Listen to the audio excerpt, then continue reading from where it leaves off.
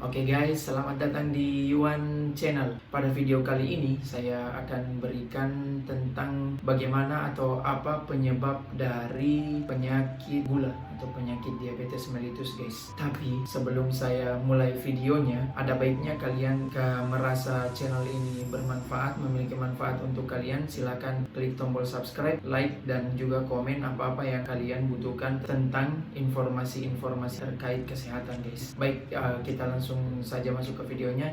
Yang pertama yang harus kalian ketahui, penyakit gula atau diabetes mellitus ini adalah penyakit di mana kadar gula darah seseorang, kadar gula di dalam darah seseorang itu berada di atas nilai normalnya. Untuk nilai normalnya sendiri punya beberapa kriteria, bukan kriteria sih, punya beberapa. Yang pertama, kalau kalian misalnya setelah makan kemudian kalian periksa kadar gula kalian itu normalnya di bawah 200. Kemudian kalau kalian sudah puasa selama 8 jam itu kadar normalnya di bawah 126. Nah, kemudian kenapa penyakit ini perlu dibahas terkait penyebabnya, gejalanya, dan diedukasikan kepada penonton-penonton semua? Itu karena semakin tahun penyakit ini semakin meningkat kejadiannya guys. Bahkan WHO atau Organisasi Kesehatan Dunia itu memprediksikan bahwa Indonesia di tahun 2030 itu prevalensi atau angka kejadian dari penyakit ini bahkan diprediksi mencapai 25 juta jiwa akan menderita guys. Dan untuk saat ini kalau saya tidak salah, kalian bisa cek sendiri di Google guys, itu sudah berada di angka 17 jutaan guys. Jadi sekarang apa sih penyebab-penyebab dari penyakit ini? Nah, penyebabnya itu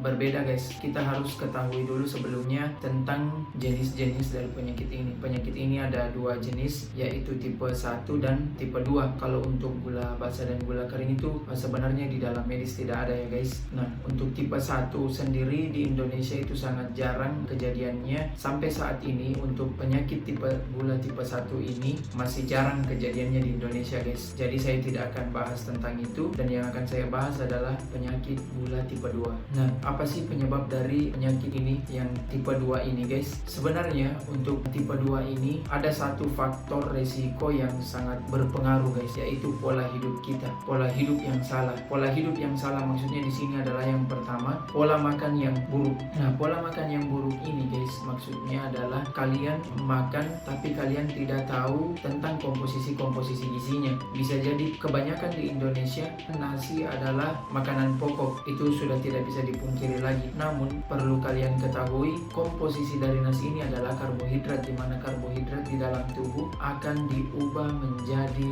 gula guys, atau glukosa. Nah, jika kalian makan dalam porsi yang sangat banyak dan tidak sesuai dengan kebutuhan tubuh kalian dan dilakukan terus-menerus setiap hari, itu kalian akan sangat beresiko terkena penyakit ini guys. Nah, selain itu makanan favorit di Indonesia yang kedua adalah mie instan guys. Namun sayangnya mie instan ini biasa dikombinasikan dengan nasi juga guys. Padahal kita ketahui mie instan juga komposisinya adalah karbohidrat yang nantinya akan diubah jadi gula. Jadi kalau kalian misalnya kombinasikan keduanya, nasi kemudian lauk kalian adalah mie siram, mie rebus misalnya, mie goreng, itu sebenarnya kalian makan dua sumber karbohidrat guys. Sehingga jika kalian lakukan ini terus-menerus, bahkan tidak setiap hari tapi kalian lakukan ini terus-menerus, itu kalian akan sangat berisiko terkena penyakit ini guys. Kemudian faktor yang kedua dari pola hidup yang salah adalah kalian punya aktivitas yang kurang olahraga guys. Jadi misalnya kalian mengontrol makanan kalian tapi ternyata yang kalian kerjakan hanya duduk-duduk di rumah, misalnya baring tidur, itu sama saja guys, kalian makan dalam porsi yang banyak karena aktivitas kalian tidak ada. Sehingga makanan-makanan yang kalian makan meskipun menurut kalian itu sedikit, itu tidak akan digunakan di dalam tubuh kita, sehingga jatuh-jatuhnya makanan-makanan ini termasuk glukosa ini akan menumpuk di dalam tubuh. Dengan menumpuknya inilah yang akan mengakibatkan kalian sangat berisiko terkena penyakit diabetes ini guys. Nah, sebenarnya masih ada banyak faktor lagi yang mempengaruhi penyakit ini, namun saya hanya sebutkan dua penyebab yang tadi guys, karena kedua penyebab inilah yang merupakan faktor resiko terbesar terjadinya penyakit. Namun tidak bisa bisa dipungkiri juga faktor keluarga juga sangat berpengaruh. Namun untuk faktor keluarga, jika kalian kontrol makanan dan aktivitas kalian, itu resikonya akan